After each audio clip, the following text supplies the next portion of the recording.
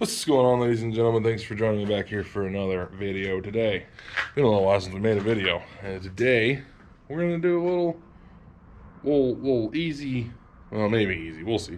Anyway, what we're doing, we're going to pull this here steering box, the old pumpkin, and we're gonna reinforce this.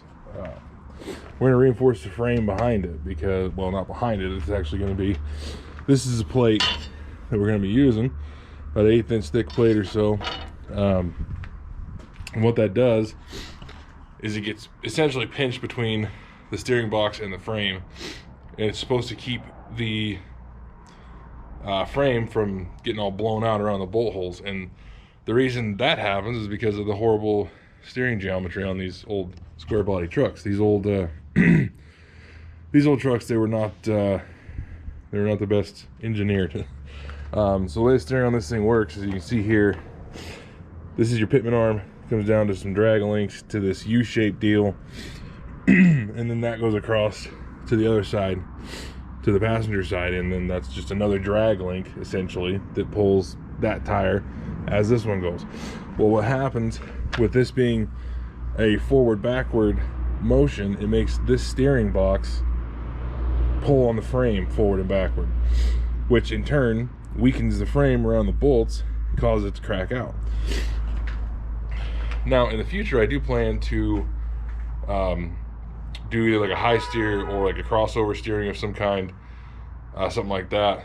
Especially with, I would like to do the high steer just because of like what I plan to do with this truck, but that's way down the road. Right now, all I want to do is get that frame reinforced so that, you know, because it's right now is the best time because it's easy. So there's no engine in it, no front clip on it, no nothing.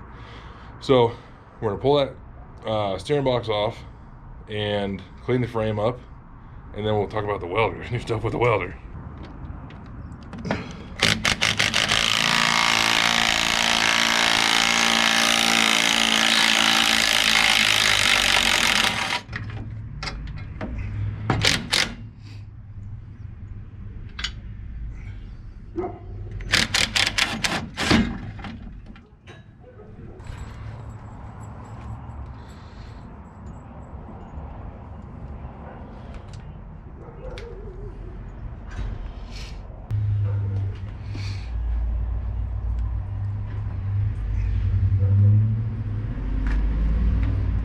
Alright, steering box off.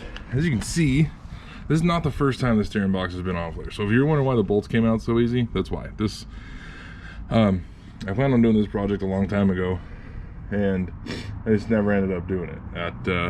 Got put on the back burner, but so we've already got this cleaned up somewhat. I'm gonna clean it up a little bit more, get these brake lines out of the way, do that kind of stuff, and then we'll get the plate tacked up. All right, well, we got her all nice and shiny cleaned up.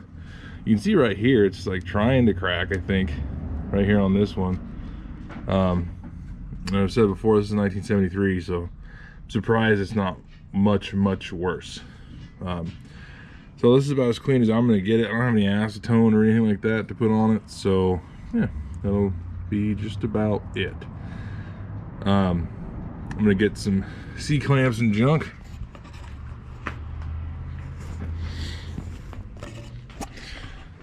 So that's it for cleaning. I'm gonna get my C-clamps, wherever my C-clamps are.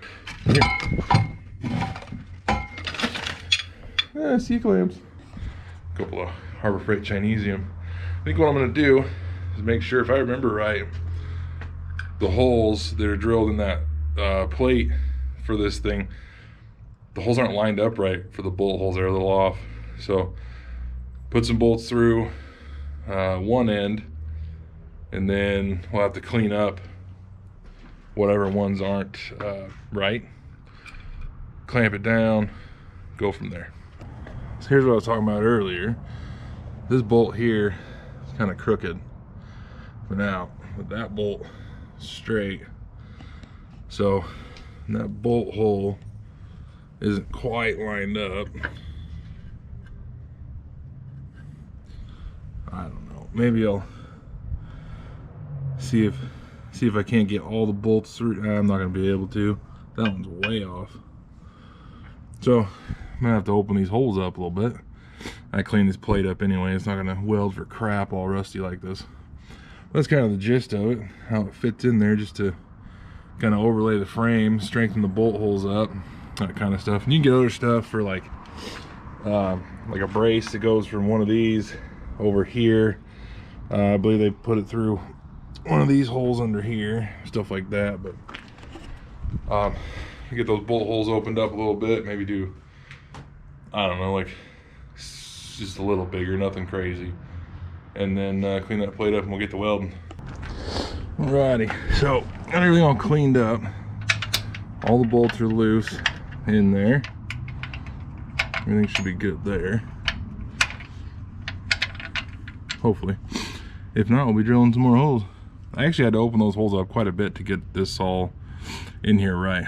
But anyhow, I think what I'm gonna do, like right here, this is real tight because I have the C-clamp on it, so I'll probably start there.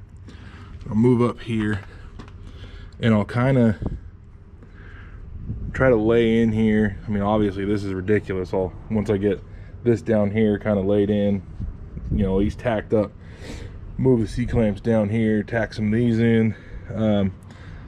This hole here I think is for those brake lines, that brake line bracket. I think that's what this is here for. Either that or it's a like this one, what do they call those? I think it's called a rosette weld. Anyway, yeah, I'll start down here, kind of get going, see what we can do, and go from there. Well, boys, we got her all finished welded here. I didn't finish the bottom right. You can see there's no heat in that plate right there. Yeah, that was done on purpose because the gap right there, the frame has a big dent in it. So there's, you know, unless I got a piece of like solid stock or something that I could lay in there to fill the gap and then, you know, weld that thing in there, it ain't getting done. I don't know. I kind of still, you can see where I started. These welds back here kind of boogery, not hot enough. Then still some more boogery right here. This is a second pass through here, and all this stuff up here. I was getting it figured up there and doing all right. This is the second pass in here. Couldn't see what I was doing over here. The whole bottom of this plate really kind of junky. The biggest problem I had down here was just gaps. And then, you know, I learned something. Those red C-clamps right there, those are Harbor Freight C-clamps. They suck. I'm gonna have to do a little bit of cleanup on it, nothing too crazy. The one thing I goofed pretty bad, this plug weld or rosette weld or whatever you want to call it right there, like it went a little overboard. This one turned out all right, but probably have to clean those up. But yeah, guys, that's gonna be this video. That's plating the steering box. And for, you know, if this video has been too long, which I know it hasn't, that's what we're doing. The steering box goes right here. This plate is just to kind of double up the frame right there. There's another piece to this that goes under here. I don't think I'm going to film that at all. I don't even know if I'm going to put it on, honestly, because I remember fitting it up and it didn't like it didn't really fit like it was supposed to. So I don't know. I might put it on, I might not. Honestly, I probably won't. Mostly because I don't want to lay under that thing and weld it on. But yeah, that's kind of just the first part of this frame thing. I plan on going through and making my own cross braces and not cross braces, cross members, and then boxing some of the frame in as well. Just kind of stiffen everything up, make it a little tougher, because just when I had this thing running before, you could see where, like, if you're going through potholes and stuff and you look in the mirrors that aren't there anymore, you looked in them, you could see the bed come out.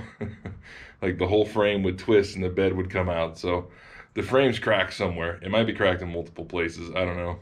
But yeah, that's gonna finish up this video, at least for just plating that steering box in. Anyway, hope y'all enjoyed. If you did, give me a thumbs up. If you're here for the first time, hit that subscribe button. We'll see y'all in the next one.